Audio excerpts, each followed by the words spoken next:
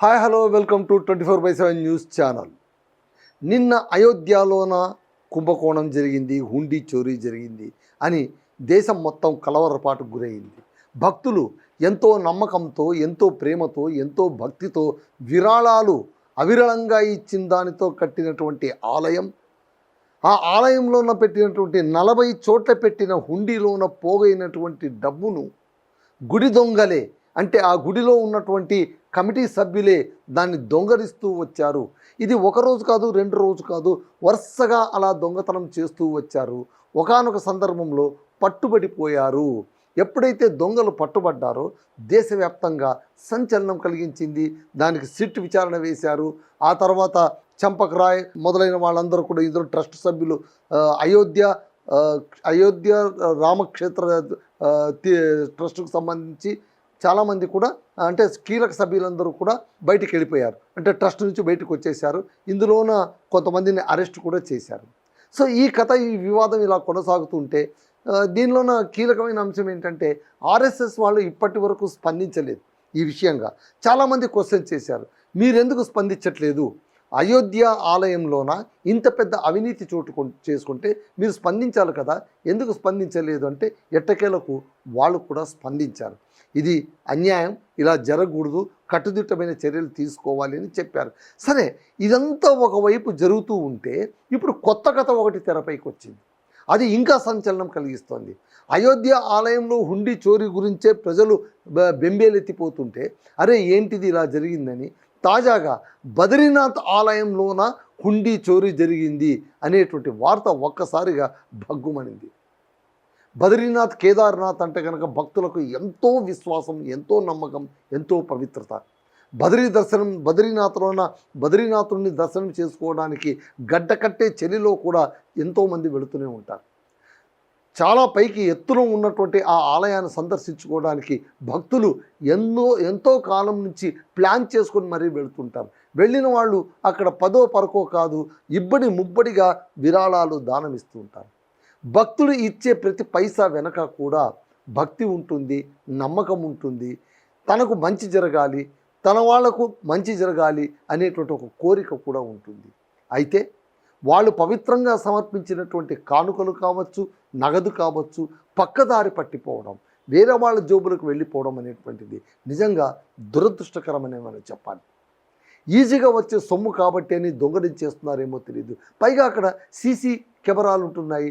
ఇక్కడ చూడండి, అసలు అయోధ్య ఆలయంలోన చాలా దారుణమైన విషయం ఏంటంటే సీసీ ఫుటేజీ ఎక్కడ ఉంటుందో తెలుసుకొని, సీసీ కెమెరాలు ఎక్కడ ఉంటాయో తెలుసుకొని వాటిని చాటుమాటుగా, అంటే వాటికి దొరకకుండా డబ్బును తీసుకొని వెళ్ళి లెట్రిన్లో దాచి అక్కడి నుంచి బయటికి తీసుకెళ్ళగలిగారంటే ఈ దొంగతనం చేసిన వాళ్ళు ఎంతటి ఘరానా దొంగలో మనకు అర్థమవుతూ ఉంటుంది. సో ఇక్కడ అయోధ్య ఆలయానికైతే విపరీతమైనటువంటి సొమ్ము పోగవుతూ ఉంటుందని అనుకోవచ్చు. మళ్ళీ కేదార్నాథ్ ఆలయానికి ఎంత ఆదాయం వస్తుంది, ఏటా ఎంత ఆదాయం వస్తుంది అంటే కేదార్నాథ్ ఆలయం 2024-25 సంవత్సరంలోన మొత్తం వార్షిక ఆదాయం, యాన్యువల్ ఇన్కమ్ ఎంత అంటే 71.6 కోట్లు. 71.6 కోట్ల ఆదాయం అక్కడ వచ్చిందనమాట. ఇది 2023-24తో పోలిస్తే 34.32% అధికం. అంటే గత ఏడాదితో పోలిస్తే 23వ సంవత్సరానికి పోలిస్తే 24-25 సంవత్సరంలోన ఆ అకాడమిక్, ఆ ఫైనాన్షియల్ ఇయర్లోన వాళ్ళకు ఎక్కువ ఆదాయం వచ్చింది. అంటే ఏటేటా భక్తులు పెరుగుతున్నారు, ఏటేటా భక్తులు ఇచ్చే విరాళాల ఇది పెరుగుతోంది, అమౌంట్ పెరుగుతోంది, విరాళాల ధనం పెరుగుతోంది. మళ్ళీ ఇంతగా ఆలయానికి విరాళాలు ఎందుకు ఇస్తారు?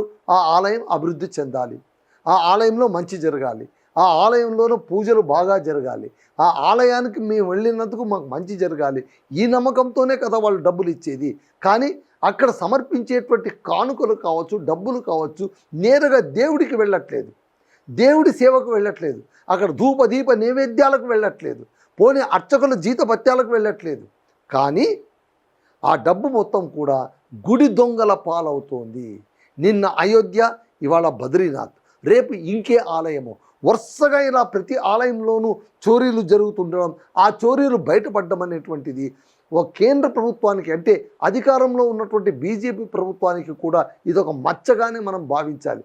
ఎందుకు బీజేపీ ప్రభుత్వానికి మనం మచ్చ అని చెప్పాలి? ఎన్డీఏ సర్కారుకు ఎందుకు మచ్చ అవుతుందంటే మరి వాళ్ళు హిందుత్వాన్ని నమ్ముకున్నారు కదా, హిందుత్వాన్ని ప్రచారం చేస్తున్నారు కదా, హిందూ దేవాలయాలంటే వాళ్ళకి అపరిమితమైనటువంటి భక్తి పారవస్యం కదా, దాని పరిరక్షణకే మేము పూనుకున్నాము, మేము కంకణం కట్టుకున్నామని అంటుంటారు కదా. మళ్ళీ ఇంత ఘోరాలు నేరాలు జరుగుతుంటే ఆలయాల్లోన మళ్ళీ వాళ్ళు ఏం చేస్తున్నట్టు, వాళ్ళు ఎక్కడ ఉన్నట్టు అని సామాన్యులు ఇవాళ ప్రశ్నిస్తూ ఉన్నారు, నిలదీస్తూ ఉన్నారు. సో ఇది ఒక రకమైనటువంటి ఇబ్బందికరమైన పరిస్థితి ఎన్డీఏ సర్కార్కు. సో ఇక్కడ బద్రీనాథ్ ఆలయంలోన కేదార్నాథ్ టెంపుల్ కమిటీ 2025-26 బడ్జెట్ అంచనాల్లో బద్రీనాథ్ ధామ్ ఆదాయం అంచనా 64.22 కోట్లు. సో అక్కడేమో 71 కోట్లు అయితే ఇక్కడ 64 కోట్లు. కేదార్నాథ్ బద్రీనాథ్ ఆలయం ఈ రెండు ఆలయాలు కలుసుకుంటేనే 130 కోట్ల పైగానే ఆదాయం ఉందంటే మీరు అర్థం చేసుకోండి ఎంత ఆదాయం అక్కడ పోగవుతోంది. అలాగే ఇప్పుడు అయోధ్యలోనే ఇప్పటికే అరెస్టులు మొదలైపోయాయి. ఆ తర్వాత విడతల వారీగా బయటకు తరలించారు. ఇందాక మనం అనుకున్నట్టు అది లెట్రిన్లో దాడి చేసి అక్కడి నుంచి బయటకు తీసుకెళ్లారు. ఆర్ఎస్ఎస్ తొలిసారిగా అఫీషియల్గా స్పందించింది. ఆర్ఎస్ఎస్ ప్రధాన కార్యదర్శి దత్తాత్రేయ హొసబలే ఈ ఘటనను దురదృష్టకరంగా ఆయన వివరణించారు. కోట్లాది మంది రామభక్తులు మనోభావాలు దెబ్బతిన్నాయని పేర్కొంటూ దోషులపై కఠిన చర్యలు తీసుకోవాలని ఆయన డిమాండ్ చేశారు. అయితే ఈ ఘటన మాత్రం ఖచ్చితంగా యూపీ సర్కార్ పైన మాయని మచ్చగా మారుతుంది. అక్కడ ప్రతిపక్షంగా ఉన్నటువంటి అఖిలేష్ యాదవ్, సమాజ్వాదీ పార్టీ మాజీ ముఖ్యమంత్రి, సమాజ్వాదీ పార్టీ నాయకుడు అఖిలేష్ యాదవ్ ఈ విషయాన్ని బట్టబయలు చేస్తూ రాముడి సొమ్ము తినడానికి మీకు సిగ్గు అనిపించట్లేదా అని నేరుగా వాళ్ళు ప్రశ్నిస్తున్నారు. వాళ్ళు ధర్నాలు చేయడానికి కూడా సిద్ధమైపోతున్నారు. ఎందుకంటే ఆలయంలో పోగొతున్నటువంటి నిధులు మొట్టమొదట ఆలయానికి చెందాలి, ఆ తర్వాత సంక్షేమ కార్యక్రమాలకు కూడా దాన్ని ఉపయోగించాలి. మొట్టమొదట ఆలయ అభివృద్ధికి అది ఉపయోగించాలి. వెరీ బేసిక్ పాయింట్ ఏంటంటే ఆలయ అభివృద్ధికి వాటిని ఉపయోగించాలి. ఇప్పుడు చూడండి తిరుమల తిరుపతి దేవస్థానం మనకు ఎన్ని కోట్ల సొమ్ము అంటే అన్ని కోట్ల సొమ్ము పోగవుతూ ఉంటుంది. నగలు ఇచ్చే వాళ్ళు ఉంటారు, ఆభరణాలు ఇచ్చే వాళ్ళు ఉంటారు. ఒక బడా వ్యక్తి అయితే వచ్చి వజ్రపు కిరీటాన్ని, గాలి జనార్దన్ వచ్చి వజ్రపు కిరీటాన్ని ఇస్తానని అన్నారు. సో ఇలాగా ధనవంతులు గుప్త విరాళాలు ఇస్తుంటారు, బాహటంగానూ ఇస్తూ ఉంటారు. ఇలాంటి సొమ్మునంతా కూడా ఏం చేస్తుంది టీటీడీ? ఒకటి తిరుపతి తిరుమల అభివృద్ధి చేస్తోంది, అక్కడ ఉచిత అన్నప్రసాదం చేస్తోంది, ఆ తర్వాత అక్కడ ప్రసాద పంపిణీ చేస్తోంది. అలాగే వివిధ హిందూ ఆలయాల అభివృద్ధికి కూడా ఆ విరాళాలను ఉపయోగిస్తూ ఉంది. ఇదొక ధార్మిక కార్యక్రమాలకు ఉపయోగిస్తున్నారని మనం చెప్పొచ్చు. అయితే ఇక్కడ అయోధ్య ఆలయ సొమ్మును ఏం చేస్తున్నారు? ఇంతకాలం ఏం చేశారు? పోనీ అక్కడ సొమ్ము ఏమన్నా మొట్టమొదటి ఇన్వెస్ట్ చేసి ఆ తర్వాత ఖర్చుకు తీసుకుంటున్నారంటే అది కూడా కాదు. ఎందుకంటే భక్తులు ఇచ్చిన విరాళాల సొమ్ముతోనే అక్కడ ఆలయం నిర్మితమైంది. ఇటుకలు దానం చేశారండి, ఇటుకలు భక్తితో సమర్పించారు, వెండి ఇటుకలు ఇచ్చారు, కొంతమంది బంగారు ఇటుక ఇచ్చారేమో మనకు తెలియదు. మళ్ళీ ఆ సొమ్ము అంతా ఎక్కడ పోయింది? ఏమైపోతుంది? ఎవరి చేతిలో మాయమైపోతుంది? ఇంత దొంగలు ఉంటారా? ఇంత బాహటంగా నిస్సిగ్గుగా ఆలయ సొమ్మును దోచుకుంటూ ఉంటారా? అయోధ్య ఆలయాన్ని ఒకవైపు దోచుకుంటున్నారు, బద్రీనాథ్ ఆలయాన్ని ఇంకోవైపు దోచుకుంటున్నారు. అంటే వీళ్ళకు హద్దు పద్దు లేకుండా పోతుందంటే ఎవరు పట్టించుకోవట్లేదా అనేటువంటి ఒక వాదన మనకు వినిపిస్తుంది. సో ఇక్కడ ఏంటంటే సోషల్ మీడియాలోనే ఆరోపణలు వచ్చాయి. మళ్ళీ ఏమైనా అఫీషియల్గా వచ్చిందంటే బద్రీనాథ్ ఆలయంలోన కాస్త అక్రమాలు జరిగినట్టు, నిధుల్లో గోల్మాల్ జరిగినట్టు, హుండీ సొమ్ము చోరీకి గురైనట్టు సోషల్ మీడియాలోన విపరీతమైనటువంటి వైరల్ అయ్యిందన్నమాట వార్త. ఎప్పుడైతే ఆ వార్త వైరల్ అయ్యిందో వెంటనే విచారణకు ఆదేశించింది ఆలయ కమిటీ. బద్రీనాథ్ కేదార్నాథ్ ఆలయ కమిటీ వెంటనే ఏం చేసిందంటే విచారణకు ఆదేశించింది. అంటే నిజాలు నిజమేనా, ఇది ఆలయ సొమ్ము ఏమైనా తిన్నారా, లేదా ఊరికే కేవలం పుకార్లు వచ్చాయా? మొట్టమొదటి ప్రాథమికంగా ఆ సమాచారం తేల్చుకోవాలి కదా. సో దానికోసం కమిటీని ఏర్పాటు చేశారు. సీసీ ఫుటేజీలు, సంబంధిత ఉద్యోగుల వాంగ్మూలాలు ఇప్పటికే సేకరిస్తున్నారు. ఇతర ఆధారాలను పరిశీలించాలని వాళ్ళు నిర్ణయించారు. ఆరోపణలు ఎదుర్కొంటున్న సిబ్బందిని వివరణ ఇవ్వాలని కమిటీ ఇప్పటికే కోరింది కూడా. ఆరోపణలు నిజమని తెలిస్తే ఖచ్చితంగా కఠినమైన చర్యలు తీసుకుంటామని స్పష్టం చేస్తుంది. దేశంలో అత్యధిక భక్తులు సందర్శించే పుణ్యక్షేత్రాల్లోన బద్రీనాథ్ ఆలయం కూడా ఒకటి. హుండీల నిర్వహణ, భద్రత, పారదర్శకతలపై ఇప్పుడు ప్రశ్నలు తలెత్తుతున్నాయి. ఇప్పుడు అయోధ్యలో సొమ్ము చోరీ అయిందండి. బద్రీ ఆలయంలో సొమ్ము చోరీ అయ్యింది అని అంటున్నారు. వీళ్ళంతా దొరుకుతున్న దొంగలు, దొరికిన దొంగలు, కానీ దొరకని దొంగలు ఎంతమంది ఉన్నారు? అది కూడా ఆలోచించాలి కదా. ప్రతి పెద్ద ఆలయంలో కూడా తిరుపతి కావచ్చు, శ్రీశైలం కావచ్చు, ఏ పెద్ద ఆలయాలన్నా కావచ్చు, అక్కడ పారదర్శకత ఎంతవరకు ఉందని మళ్ళీ ఆలయ కమిటీ వాళ్ళు, ట్రస్ట్ సభ్యులు, పాలక బోర్డు వాళ్ళు ఖచ్చితంగా రీకరెక్ట్ చేసుకోవాలి, రీచెక్ చేసుకోవాల్సినటువంటి సందర్భాలు వచ్చాయి.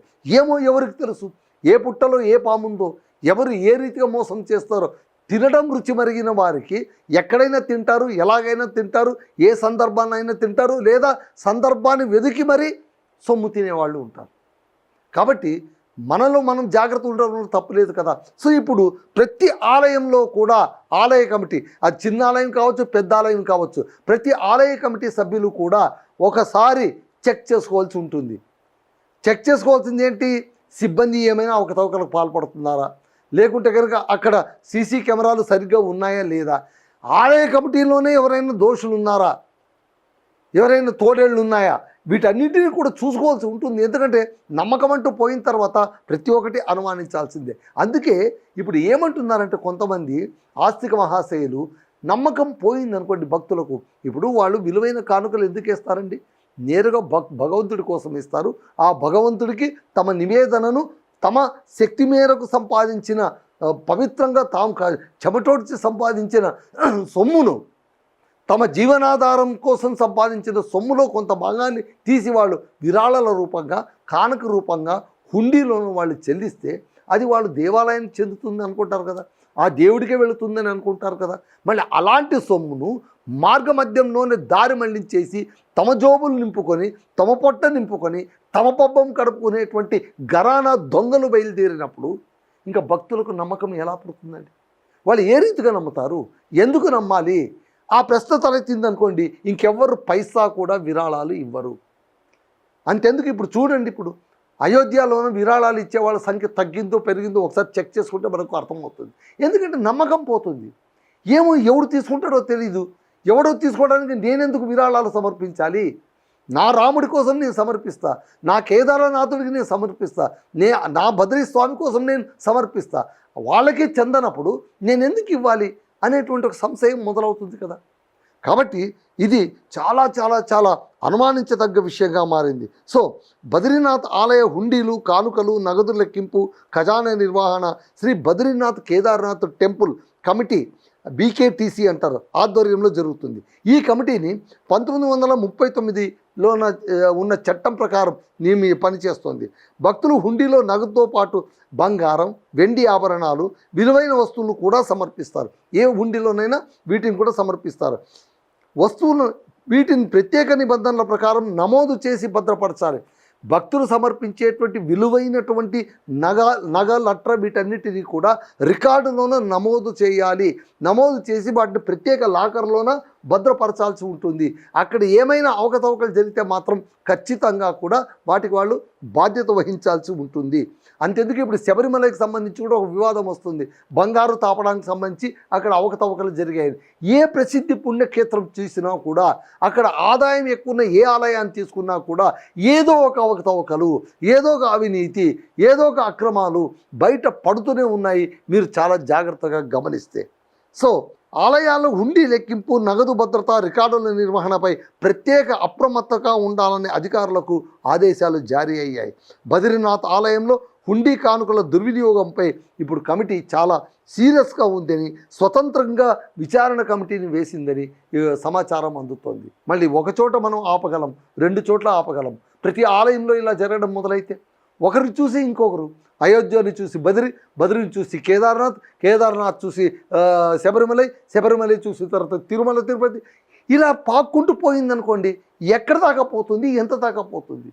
ఇది చాలా ఆందోళన కలిగించే విషయం కదా.